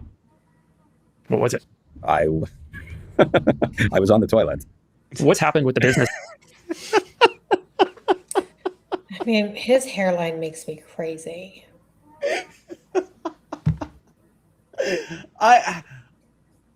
Even if that memeable moment was true, when you're trying to make a serious deal, it doesn't exactly. I think you're not serious, bro. Yeah, I was just taking a dump, and I decided let's go buy eBay. Well, at least we know where that meme avatar of him texting on the toilet came from. That's in the post-Donahoe era. He left, I think, what did he leave a couple years ago? 2015. And it's been about 11 years. I mean, if someone were to ask you, hey, give me your summary of what's happened to eBay in the last 11 years, how would you kind of talk through what's happened in the business? I mean, if you just look at how they've done in the past since COVID, every important metric is down. GMV is down, active users is down by 30 million, operating earnings is down. revenue now is basically essentially break even. It's up a few points, and operating expenses is up significantly. And their operating expenses now are, for a business that has no inventory, their operating expenses are over half of their revenues. So that's a business that they're not growing. Everybody else in e-commerce is growing, and they're making less money, and they're spending a lot more, and their sellers. I don't necessarily agree with the they're not growing thing. One moment, please, while I That's such a great pause. Situate things. Look at that pause. Again, I have a knack for it. What can I say? Let's see here. Income quarterly. Like here's the thing. I assume it depends on what you're looking at, because this is net income. You look at operating, it's sort of getting there, but like they're bringing in money, and so you can sort of see the argument he's making of that, like the expenses is what's really killing their growth. He's in a stall right now. He's doing an interview from the paper. I mean, that could explain why he has the background blurred and all the time. See, he's having a hard time with that one. Sellers, frankly, aren't happy. Like, you talk to sellers, and in order for them to do business on eBay, they have to use all kinds of third-party tools outside of eBay, because eBay's not even providing those tools. I mean, Amazon Seller Central is like soup to nuts. You could pretty much do everything in Seller Central, whereas with eBay, it's a pain, and they alienate their sellers. I mean, they had concierge programs for their top sellers, and now it's like they take their sellers for granted, and they're taking advantage of them. So the sellers, in a marketplace model like eBay, the sellers are the customer. You make your sellers happy, you give them the tools, they bring more inventory online, and you end up ultimately doing more sales, and they're not working with their sellers to make them happy. So it's not that complicated. You talk to the sellers on the phone, you talk to the top sellers, you ask them what are the pain points, and you get the engineering team on the phone with the sellers, and you start basically banging them out. Do you believe in building? I get the feeling it's a little bit more complicated than that, but I mean, are eBay sellers not happy? I mean, there is certainly a group of them that are not happy with the platform, and I would really what like are they not happy about? A lot of them, like with the stuff that he discussed, like the back end of it, the response from corporate when they have issues. If I had to phrase it, if I had to give an analogy for it, it would be like creators who have problems with YouTube. Not to like diminish what Ryan Cohn is saying, because I think it's important, but it's a lot of the problems with any e-commerce or any internet-based platforms. A lot of it is you have very limited contact with an actual person who, like, if you called into a normal business, you'd get a real person who would at least try, even if they couldn't help, to like make you feel better about your situation. Whereas I can't get into contact with someone. I have no response showing that my message has even been heard. And the problem is persistent. So I just get angrier. I feel like it's pretty standard though. Like everyone sends you to like a chatbot, and then you get an email, but like try to find a phone number for some of these places, right? That you like somewhere where you can call. You can't. Mm-hmm. Yeah. Like and even so Apple's not like the easiest. But like, at least Apple, you can go into an Apple store. Right. But I'm just saying, like, that's pretty standard. But anyway, yeah, I gotcha. Yeah. So what are they spending all their money on? If not like customer service agents with and things like that? Marketing. Their operating expenses, a good chunk of it's advertisement, if it's my understanding. Mm-hmm. They've got an advertisement spend. There's some R&D, but I think for what Ryan Cohen's doing, I don't think you really want to touch R&D, because you want to fix.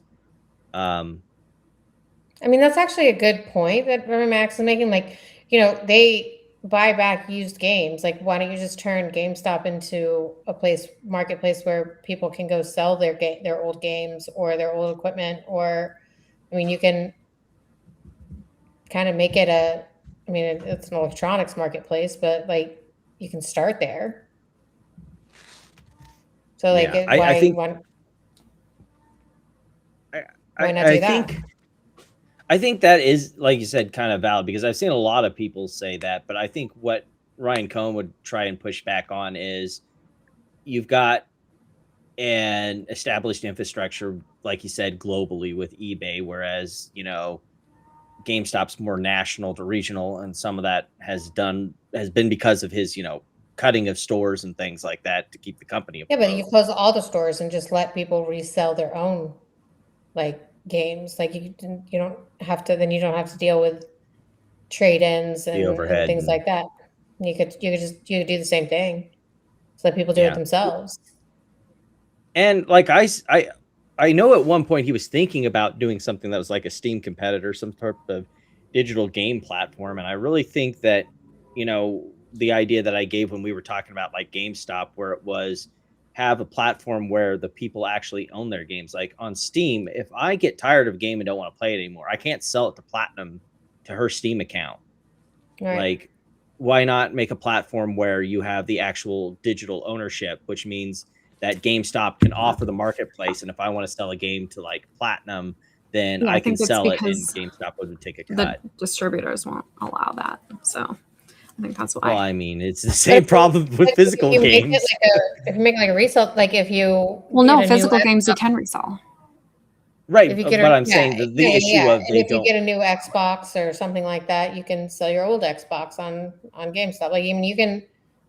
It's not a hard transition for him to turn it into a marketplace. Like for me, I'm just like, you cannot afford eBay. You can't, not now. So if that's what you're faced with, then why don't you take it and do something on your own? Like there's not very many competitors for eBay. So I mean, like I think there's plenty of market share. Like, why don't you just invest in making your own? Because he can't afford this. Like they can't afford this. GameStop can't afford eBay. Like that's just the facts. And you know, like financial engineering and stuff like that isn't going to get him there. Oh, we'll talk about that when we get there. But just go do something. Go do it on your own. Be a competitor. If you think you can do it better, then go do it better. It's like the heartbeat of America. Well, and I think the only real place that you could do it is a lot of like, from my understanding like eBay over the years has been that the eBay is kind of what it is right now is because they used to be the everything garage sales store, and they still kind of are as far as an e-marketplace, but there's been a lot of like niche grabs at certain sectors, like, you know, whether that be clothing or other things like that. And I guess the best you could really do with GameStop is you could be the gaming or the like trading collectibles. Like instead of partnering with eBay for trading cards, just you could start there. You could start with gaming and cards, and I mean like Pokemon cards, like things like that. Like having a trading place or a marketplace for card trading is like for you to personally resell them. Like there's I think there's money to be made there. There's a pocket there to climb into. And so like for all of this effort he's putting into this kind of impossible venture, like why don't you just go build your own? Mm-hmm. There's plenty of market for it, right? Like I went to Target, there was a new Pokemon release, and I went to Target. There was a line down the middle of the store of people trying to buy these whatever this Pokemon release was. Mm-hmm. And it was like 2 per customer or whatever. Like this, there's a lot of market share to gobble up. So like if you can take customers from eBay, like maybe even you prove that you can do it better, and then you get into talks with eBay or talk about a merge or something like that. There's this sort of like, I want to get my way, and like I want it, so I'm going to get it kind of thing. I don't know. It just seems futile and childish. Like, go do it yourself. I think you could probably do it. Well, they did make like over $200 million more last quarter because of trading cards. So, right. Yeah. He should be absolutely focusing on that. And I think that's definitely a part of it, what you bring up, Amy, because he says at the beginning of this interview pretty much that he just doesn't do things small. He wants to do them big. Like, so go too big. Like part of it is the ego thing of, I want to be the big thing now. I don't want to, and I think he even admits that he wants to buy eBay because it is the big thing and he can just get the big thing and be the big thing. He just wants his way. And to me, I'm just like, that you're being a spoiled brat. Like you started Chewy, go start your thing. Like it doesn't have to stay in the realm of, I mean, like I think he would do very well with a marketplace and gaming and cars and things like that. But I mean, like, it doesn't have to stay that way. Like it can evolve, it can change. You can merge, go run it big, go run it amazing, and then acquire or merge or whatever. Like call it GBay. Yeah, whatever. But it just, I mean, you got the box back there. Yeah. GMeBay. And he has the cash to do it, right? Like it's definitely, I think it would be less, prohibitive, like monetarily prohibitive to, I mean, it's going to be expensive, but like you have the resources and the ability to do it.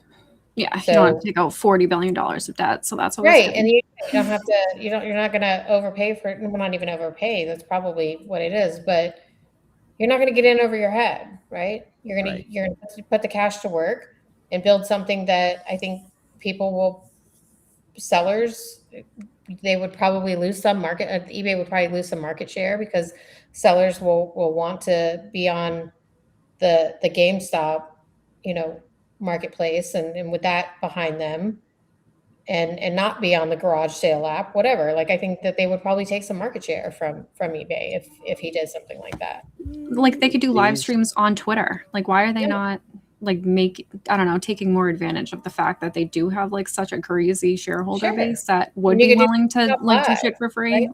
Right? Something like this probably is so easy to set up, and like you can do GameStop live and these crazy gamers can be like, oh, I have the gold Zelda, whatever you want to do. Show your Pokemon cards, like, because this is the big thing that he's excited about and thinks that eBay should do more of. But like, it would be interesting. Like, you've got these collectible, not just cards, but like video games. Some of these vintage video games go for a lot, and you could have this kind of a platform experience on eBay's own website. If you like, you just got to focus on the customer experience of it, right? Like, or focus on the GameStop website. Like, figure out a way to sell things live there. Figure out a way where people could even like game live there if they wanted to. Like, I don't know. I feel like there's a lot of things they could do. Yeah, that would be, similar to kind of what he's trying to do, without all the debt. Right.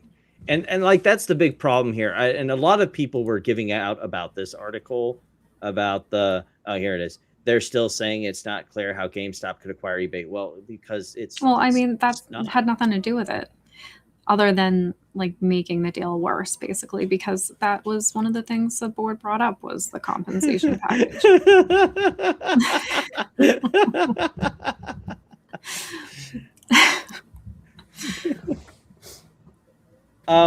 But like, there are ways to do it. My big hurdle, I think that that eBay's having, the board is having with this is, they got rid of the pay package. That's fine. The credibility of the deal is the other thing, which means I think if they did the half shares, half cash, they can't really do that because, it's clear Ryan Cohen wants to run the show, which means he wants the board the way it is. Yeah. Which goes back to the corporate governance thing, which brings me like the only way this gets done is if it's an all cash offer.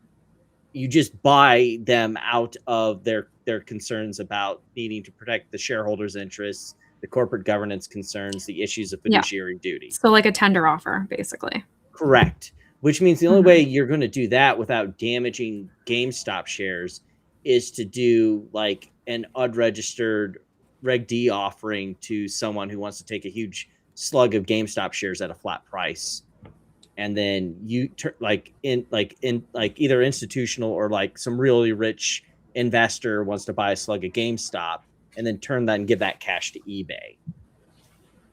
So a tender offer for GameStop and then a tender offer for eBay? I mean, not a tender offer for GameStop, but basically you'd be, because there's no way they're going to take eBay shares with management the way it is. So you'd have to find people who would buy into management and be willing to buy into GameStop to own a slice of it. It'd still be a public company. Just the majority of it would be these other investors now, because you basically have to raise the cash and you can't do it via debt. So it has to be equity. And then you have to turn around and give eBay a tender offer. So yeah, it's like, it's just like, I'm not saying that's the only way it seems like it works to me. If with a big I, that's going to happen. Well, it is an ongoing saga, so stay tuned for more. Yeah. Every week is something going on.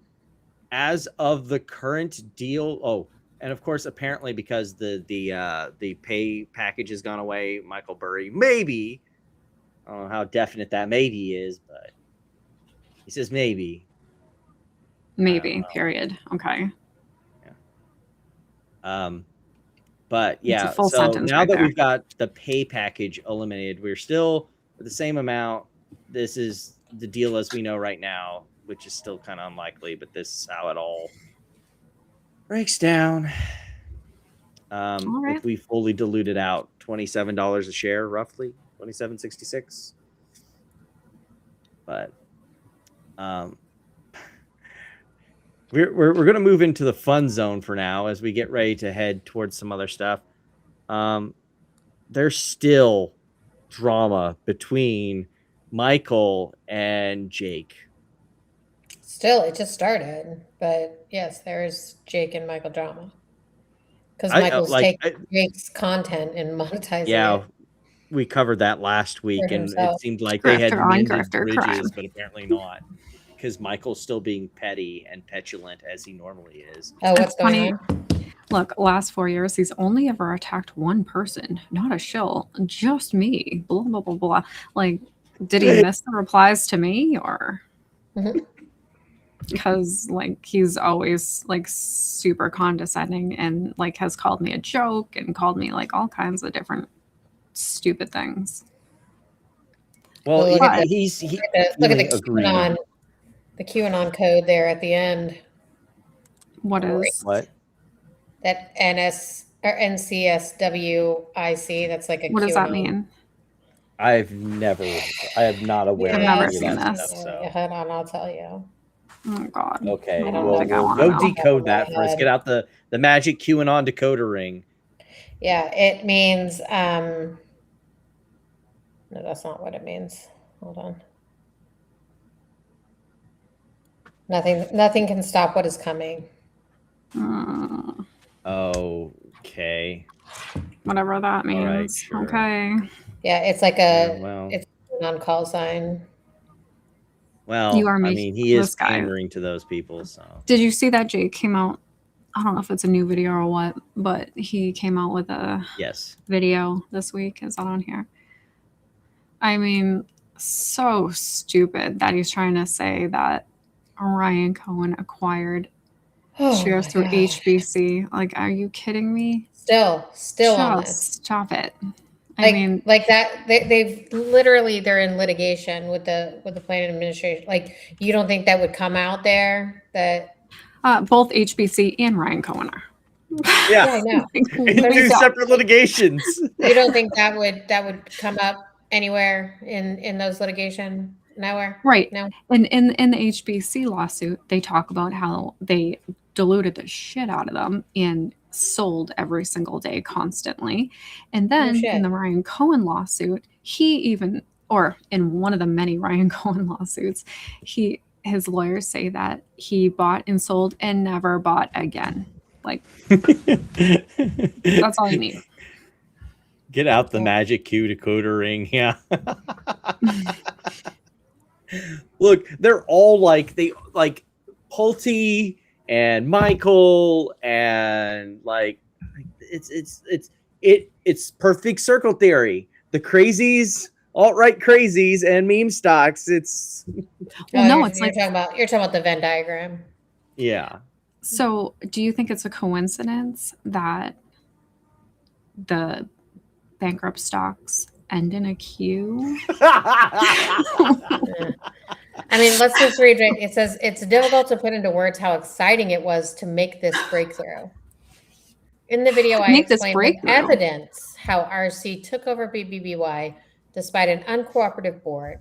We can finally answer so many lingering questions. Like, he's been saying this for years. Can we prove RC didn't walk away from BBBYQ?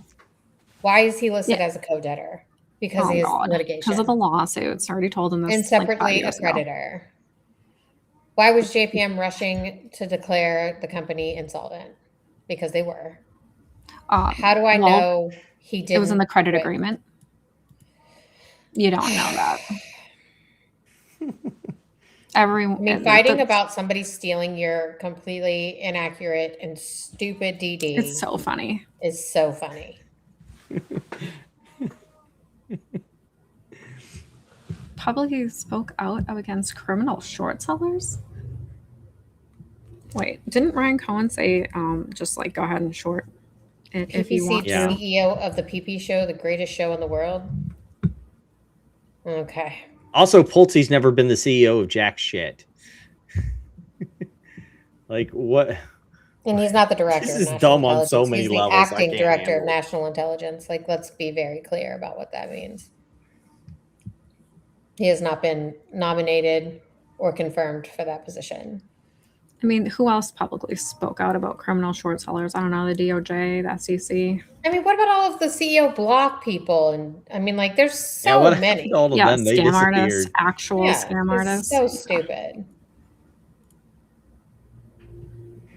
Anyway, so hey, have you guys been paying attention to the newest, sexiest meme stock? No. Look, like Wendy's, you know, I can't even hate on Wendy's. They're paying a fucking 9% dividend. And they probably should stop doing that. I mean, I agree, but like, whatever. But Jack, did you see what happened to Jack in the Box? Jack in the Box went with it. Yeah, Jack in the Box went with it. Maybe I need to do some things on that because Jack. Yeah. Maybe I'll need to add it to the breakdown. Oh, what broke in my I think it was just sympathy trading with it, but it went up by almost the exact same amount. 1 second. Let me do something Wendy here sell because off? when this got uploaded, it broke all of my links. Very nice. Very well done there, Google. I thought I could trust you. I was very wrong. Oh, so wait. Never shall I do that again. Has a net income? Yes. 1 second here. And operating income? Wow. Well, that's good. I went Google Sheets. Why is it only $6 then? 1 second here. We're gonna get to the actual Excel sheet that's actually kind of nice here. So our big problem is that we have very nice growing revenue. But we have a problem. Our expenses are getting bigger, and it's really starting to kick our net income in the balls. Like year over year. They probably need to close some down. Well, year over year, their revenue did decline, but they're starting to recover again to where like Q1 2025 to this last quarter they just reported, it's up 3%.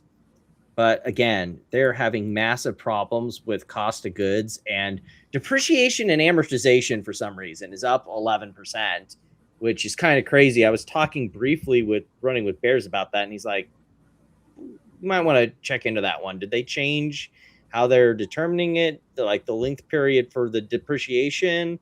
What's going on there? Because, yeah, that's kind of weird. But quarter over quarter from Q1 or year over year, Q1 to Q1 from 25 to 26, down 42% on net income. Like, that's why it's down around $7. This company has got some problems with expenses that are really need to cut costs, dragging it. Mm-hmm.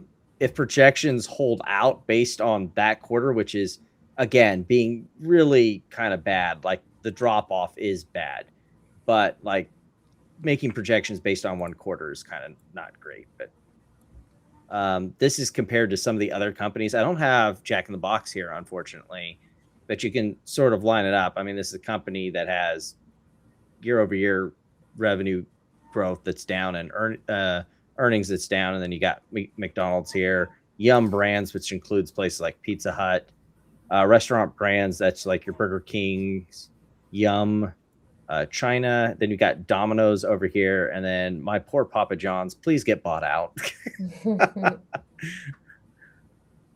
I'm waiting on a buyout deal. I hope that goes through.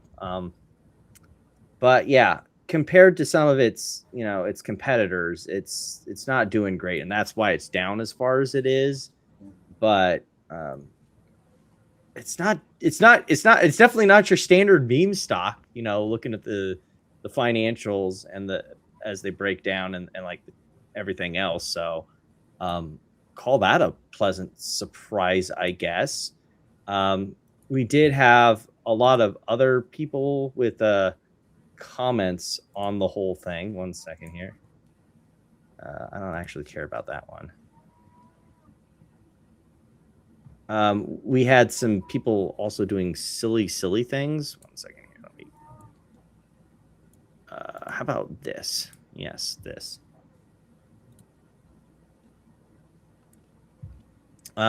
Easy saw Wall Street Bets trying to CTO Wendy stock, so he bought the meme coin instead.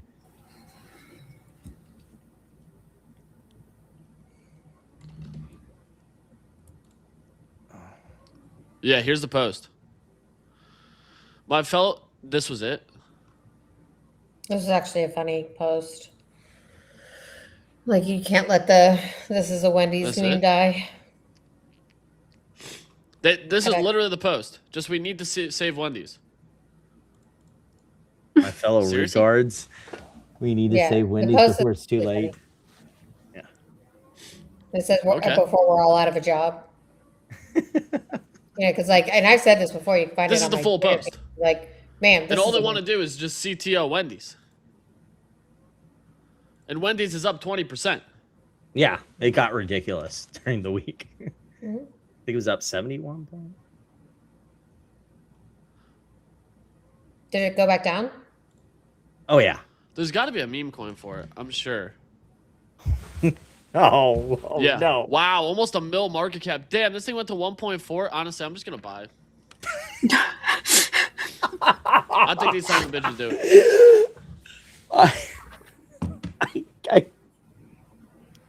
I have no words for this. This is farts and feelings, right, Amy? Is it about to get red pilled? WenQ. We're buying Wendy's. We're CTO and Wendy's. The meme coin. We're CTO and the meme coin. We're CTO and the meme coin. He's just buying and more. we're the stock. I mean, I don't want to buy the stock. I do not want. Bro, what? I mean, it's got a 9% dividend, bro. What's crazy is there's not even an actual thesis. There's no actual demand for why this thing is pumping. They're literally just pumping it to pump it. It's called meme. They're just sending the damn Wendy's. Yes, it's Wall Street Bets, for Christ's sake. Like, what do you think they do? I don't know what to expect here. Did he make money on that? Why? I didn't say in there.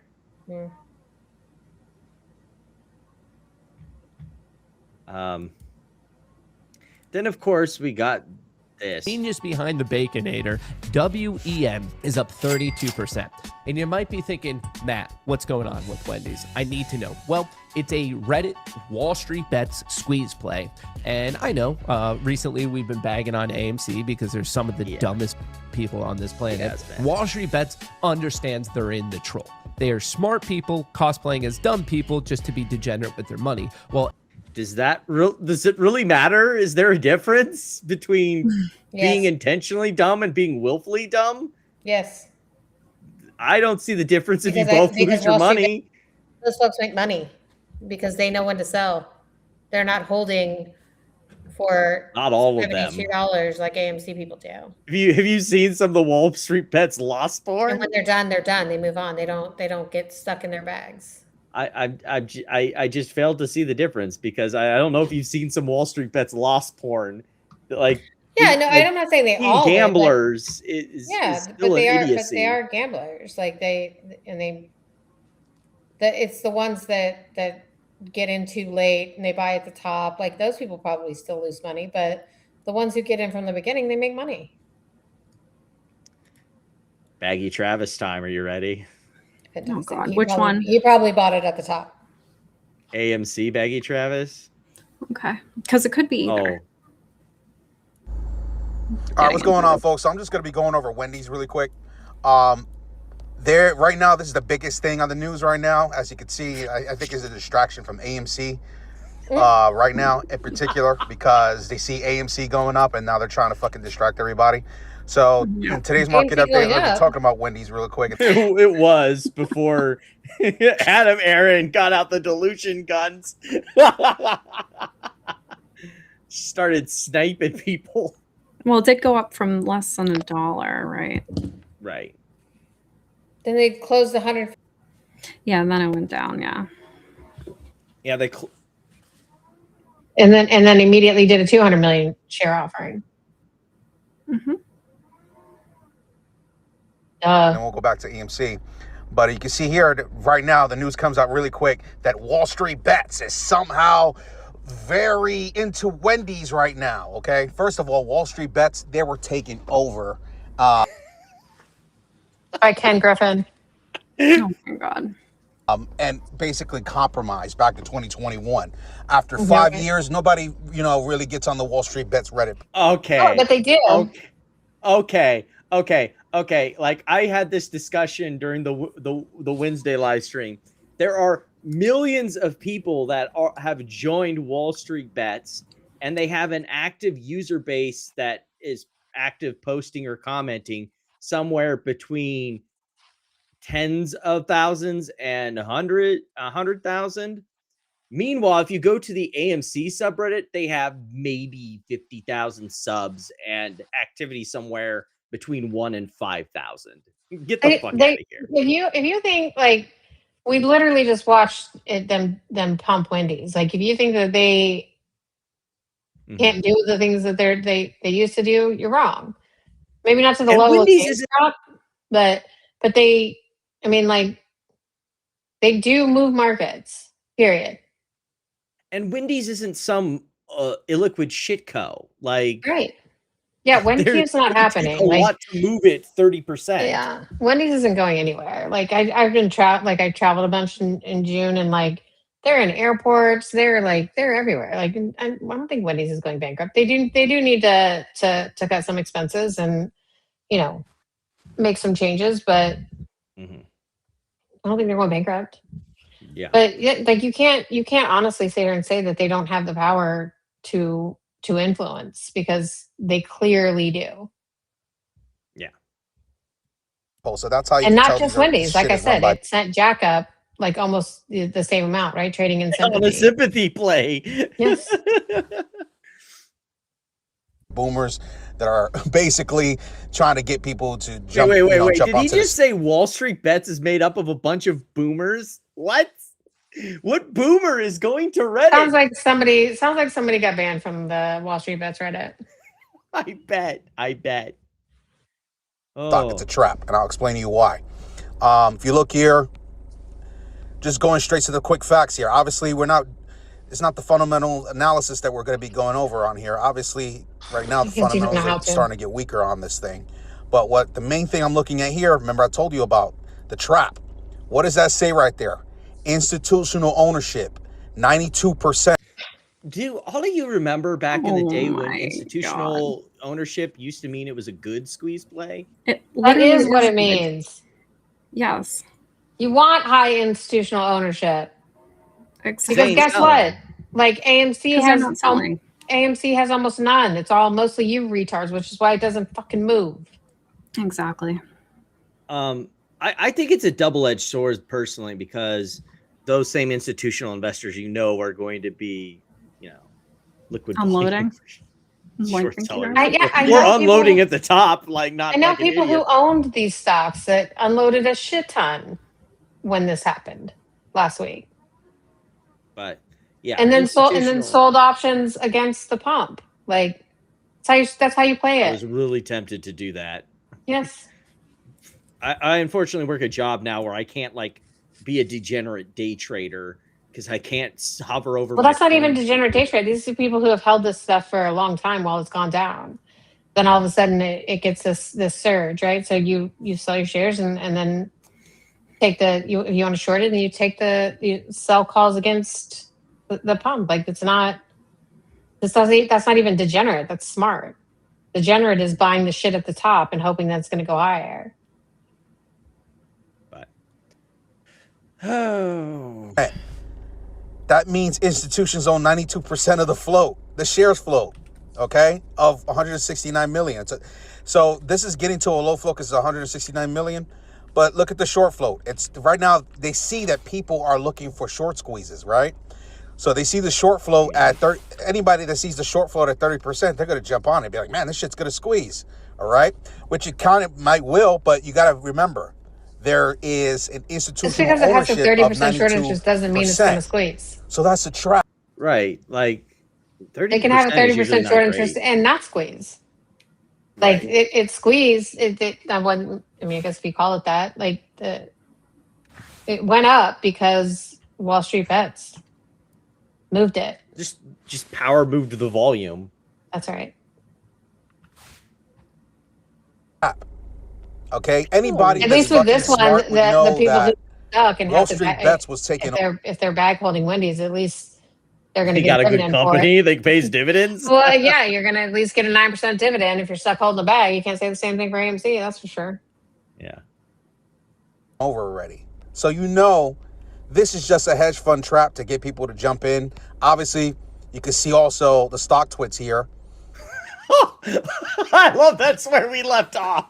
Like that's where his video cuts off. You can see the stock, like it's great. He's talking about the stock twits thing and he just like cuts off his video there. Like it's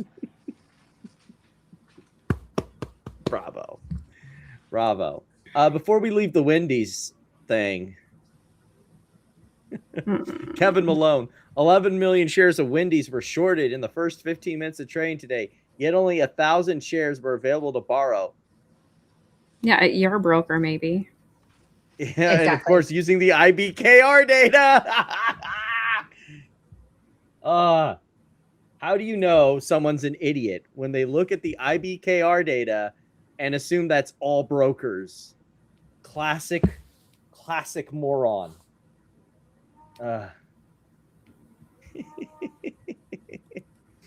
But it's time to move to AMC. If that transition wasn't clear with AMC Baggy Travis, I'm not playing this video again. I kind of went over it Wednesday. I just want to go over the fact that Ethan now has as many demand letters from AMC for document production under Delaware's Section 220 as he has arrests.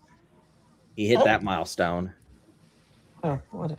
That is a great question. Who is they? That's a question we always have to ask on here. Who is this they? That's right. Speak of? But let's see if there's anything fun that he wants from AMC this time. Oh, I didn't want you to play. If you could stop. Is he doing YouTube videos? Like, where is he posting these? I'm getting these from YouTube. Correct. So he has a YouTube channel. Yes. Fantastic. And it's as sad as how many followers does he have on there? Oh, he has more than us, which is kind of sad. Wow. I want to say 400. Who could listen to this guy? The dumbest of the dumb listens to this guy. Yeah. So he basically wants if I remember correctly, all these were just basically he wants document requests related to things that the company's lawyer said at the Delaware meeting, at the Delaware. What do you mean what they said? When? What they said? Like when? at one of the hearings in front of Vice Chancellor Zern, which again is that's stuff that's already been adjudicated, so he can't ask for it. Can't he just get transcripts? Like, can you just request transcripts? Right, but he wants to know. He wants all the documents AMC has behind their reasoning for what they said. Oh, yeah, good luck with that. So that, yeah, it's already been adjudicated. Like there's already a settlement and a ruling years from the ago. judge. Like, yeah, 3 years now, because like the settlement it'd be 3 years this August. Yeah, that's how long it's been. Yeah. So fun times. On the AMC bandwagon, our favorite idiot. Look, I mean, if I have to say something nice, like there is more money coming in for AMC, right? There are big movies coming out, like you know, Minions. What is it? Minions versus Monsters. Like they do. Okay, I'm trying to be balanced somewhat here, hopeful, but right? Somewhat hopeful. yeah, but I mean, like, so they are probably going to do okay, right? And summer, I think, is probably a better time for them financially, just because kids are home, they're seeing more movies. Like, but I question the 3.775 billion in debt. Is that right? Oh, let me look. Balance sheet on AMC. Why did it not pull that up when I did that? AMC. Thank you. Balance sheet long term.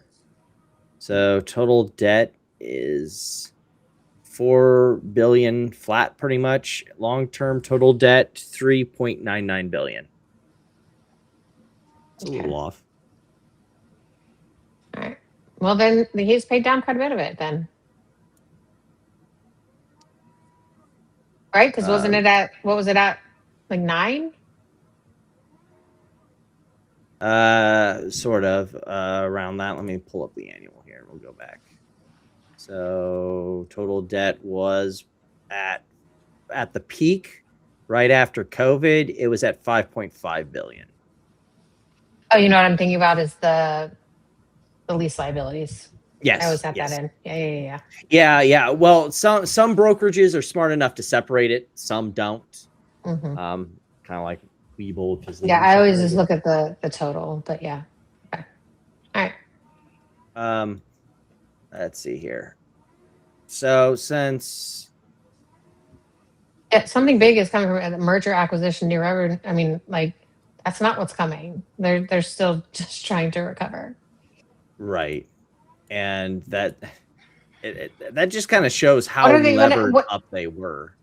Well, yeah, and like, who are they gonna merge with? What are they gonna acquire? Like, eBay. Right? Like Ryan Cohen can't even acquire eBay, and they actually have cash. Like, shut the fuck up, bro. Adam Aaron has to sell shares to have any cash whatsoever. Just briefly before we head out for the night, there were some other things I want to get to, maybe get to next week. This is crazy. This meltdown in real time is great. This is nuts. Especially, it's about as fun to watch as the SpaceX bonds. I know. I had that on the things to talk about because the bonds. Let me flip over to that real quick. Oh, it's a disaster. I don't know. People have been like holding this debt for like what, 30 fucking years or something, and it's like shocking. They don't want to. They want to get the hell out and get their money out. Yeah. Here we go. Bond traders stunned as losses on SpaceX new debt keep growing. Mm-hmm. Yeah. Oh, look, there you go. Maybe lending money to a cash-generating business for 30 years at 200 basis points over wasn't such a great idea. Exactly. Donut Shorts has no chill for this stuff. Hey, so where on the chart did you sell their platinum? 160. 160. It was actually the day that they confirmed that announcement about the bonds. I'm pretty sure. Yeah. And you were like, yeah, bye. Yeah, I was like, okay, well, I tried. Trying to hold it for 15 days. Did great. Thank you. I'm out. But yeah, like this has always been funny how Michael Saylor's trying to say that it's like, oh, it's digital credit. Never mind, I think it's always made up nonsense. Like it's always just been made up bullshit that every single time. Yeah. What he should call it is magic internet money credit. Yeah. Well, it's not even credit because like what is it? Yeah, it's not going even to? Like anything. That's why I said magic. That's why I said magic internet money. Speaking of which, But it's not you even know, that. It's money from MSTR holders. That's all it is. Right. Yeah. Speaking of which, Bill Pulte isn't the only person to misappropriate Sharpe ratios, apparently. Oh dear. What do you mean? Well, That's a higher one probably, is better. That's probably right. Yeah, no, that's good because a lower I mean, one the is amounts bad. are probably correct, but like aren't Sharpe And then ratios? Clute was trying to say, "Oh, we need to get it down to 2 because Vert's Sharpe ratio 25. is He said it yeah, was like 25. 25. Yeah, he's like, we need to get it down to 2. Yeah. It's like, wait, what? I don't think he knows. It's like, I think like between 2 and 4 is like the sweet spot, but yeah. Yeah, 25 is insane. Mm-hmm. Yeah. Speaking so of also Vert, he all-time says, high last week, I'm pretty sure. He also Every said day. that apparently the AI cash flows are going to flow back from AI and back into Bitcoin eventually. Just you wait. Just you Well, wait. and I was the one who said that. I'm like, this is just everyone's selling their Bitcoin to jump in on this bullshit, like this tech bubble or whatever. And I mean, it might, like the money might go back there, but I mean, I guess it just depends on what happens with this bubble. But I don't know. Well, and if they do, There's always raise something rates, new to buy. then that's not going to be good for all these risky friggin' assets like Bitcoin. Yeah, and I think that seeing something like this occur probably puts some, risk managers on edge. Like, oh, I just, I put this in my client's 401k at $120,000. Now it's $59,000. Like, I mean, it makes you go, hey, this isn't great. But I don't know. I guess we'll see what happens. Mm-hmm. AMC acquires GameStop. And then GameStop/AMC acquires eBay. Yeah, that's how they get the credit to do it. Even the combining of the two companies wouldn't get them that. That's the Yeah, it would actually just make GameStop worse. Yeah, I was gonna say that would probably make the deal worse. Yeah. There's nothing accretive about acquiring AMC. But I brought this one up because Joe here says Bitcoin crashed to 59,000 below MicroStrategy's 100. None of this changes the one thing that matters. There is no systemic risk in Bitcoin. And I just have to say to you, Joe, yes, there is. Could you think for a second, just think that like strategy won't be forced to sell because there's no systemic risk. Hey, Joe, just for a second, Joe, MicroStrategy is the systemic risk. just think about that for a second. Exactly. Before we get to stupid tweet of the week, I have a funny video to show. This one says Michael Saylor was the social network. He was in the social network? You still wired in? You issued 24 million new shares of MSTR stock. You were told that we needed to raise cash to pay the stretch dividend. You set me up. I thought you wouldn't issue any more shares below 1.2 M now. You're gonna blame me while I try to build the best Bitcoin treasury company. It's gonna be like I don't own any Bitcoin. Bitcoin per share is increasing. I thought you would never sell Bitcoin. I want to check again. Is this because I went to the Ethereum conference? We were gonna let you parade around in your ridiculous suits pretending you were running this company? Sorry, my orange tie is at the dry cleaners, along with my MicroStrategy sneakers and my fuck you flip-flops. You pretentious douchebag! Security's here. You'll be leaving now. I'm not voting in favor of Stretch's twice per month dividend. We will get the signature. You better lawyer up, asshole, because I'm not just coming back for the preferred equities or the convertible debt. I'm coming back for all 800,000 Bitcoin and sending you to jail.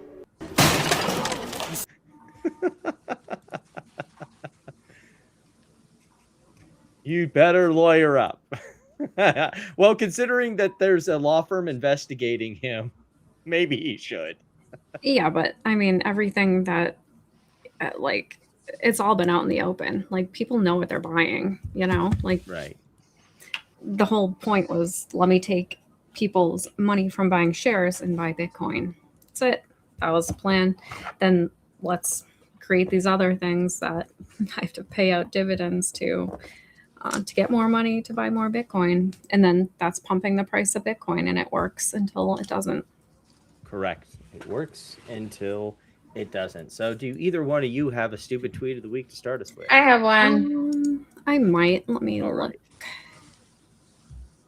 Oof. If not, I have one that you can borrow, Platinum.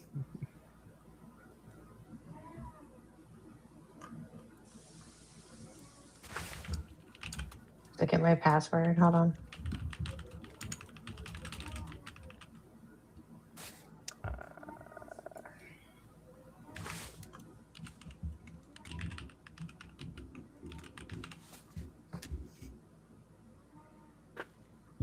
Alrighty. Whichever one of you wants to go first. Hang on, I gotta change this.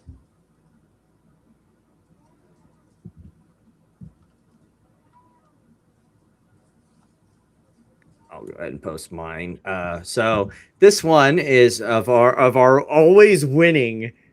You always, if you want a winner, you go to the Bed Bath and Beyond crew. Fuck, I've held GameStop through 2 World Cups. Crazy. Poor Vita, 2 FIFA World Cups, 6 Super Bowls, 2 presidential elections, 1 marriage, 6 birthdays, 3 apartments, 3 shops I've worked at, 2 states I've lived in, 2 presidential assassination attempts, 2 major. You said it twice, and countless political scandals. It's felt like a lifetime. The key one here that's pretty funny is the 3 apartments, 3 different jobs, and the divorce. I wonder what caused that divorce. Okay, so mine is it's like somebody who put a clip of this other person's tweet. So the backstory is that last guy from MMTLP made like a MMTLP Old West like video that had like Gary Gensler in it, and it was like, you know, trying to make it like this Wild Wild West like old timey theme. So the way he thought it was best to represent the women of MMTLP was Don't even say town. it. That doesn't mean okay. Yeah. Just play it. Okay. So this is the way he thought it was best to represent the women of MMTLP. Ladies, we are here to make money. And Busy Brands and Glass Guy are in town. That doesn't mean we give our services away. But Grandma Lila. No buts, Johanna. And that's an order. Look who that is. I'll take this one. To Thomas Massey and Cynthia. Ladies, we are here to make money. And Busy Brands and Glass Guy are in town. That doesn't mean we give our services away. Wondering about this. But Grandma Lila. No buts, Johanna. And that's an order. It's an order. Look. Thomas Massey. I'll take this one. I'll take this one. And Syntax saying, I'll take this one. So he thought the way that the best represent the women of MMTLP was to put them in the best little whorehouse in Midland Make that into a and make them whores. Yeah. That's the representation of the women of MMTLP. Game set match. Go ahead, Platt. I'm dead. I am dead. I didn't even have saw one, it, but I hadn't listened even if to I it, so I had did. no context. I was just looking at it going, what the fuck is this? Yeah, that's why now I said that you've just play explained it. it, I'm like, It's too good. Yeah. It's crazy. And there's 3 parts to this ongoing saga. Wait, Yeah. what? Yes. What are we missing? What? Yeah. Nothing. Nothing. I'm missing that. Okay. Yeah. He's talking about the best little the best little whorehouse in Texas. That was a Dolly Parton movie. So yeah, that's what Glass Guy has done with his time this week. Oh my. All right. You know, I win. yeah, not much you can do about that. The other one I was going to go with that I passed on. Honorable mention.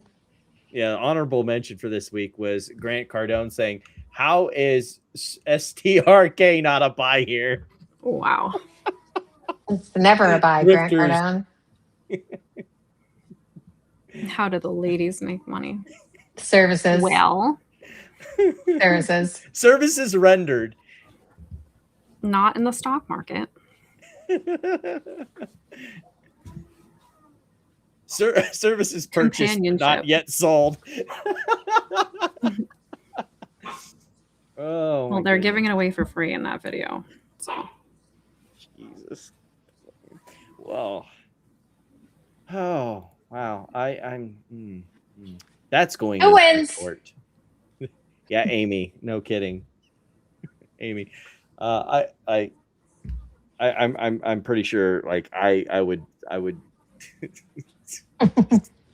Just. That is so going into a short. That's just. Yeah, Amy. Yeah, that one is just like wow. You're welcome. Yeah, that's wow. Amazing. Yeah. It's amazing. I think that's kind of where we can end it tonight. Well, and I think the follow up and the best part of it is that the women who were not in that scene were like, he didn't put me in there. Wow, why would you want to be? What? Wait, but then the response to that, Amy, you got to bring that up too, because that's what I don't even remember. Oh, because he said you're not in it because obviously you were with a client at the time. Okay, someone send me the actual tweet so I can include them in this short. That's not on. Was that on a tweet or on a space? No, it was his reply to that video. Oh my goodness. Money. Fucking money. Yeah, we'll find it. I'll find it and send it to you. Good. Please send it to me. We are too lucky to have all this entertainment, honestly. Oh, I mean, we're blessed. Mm-hmm. Beyond measure. Hashtag blessed. Hashtag blessed. Mm-hmm. Oh my goodness. Anyway, that's enough fun though for tonight. Yeah. Catch you around next week. Y'all have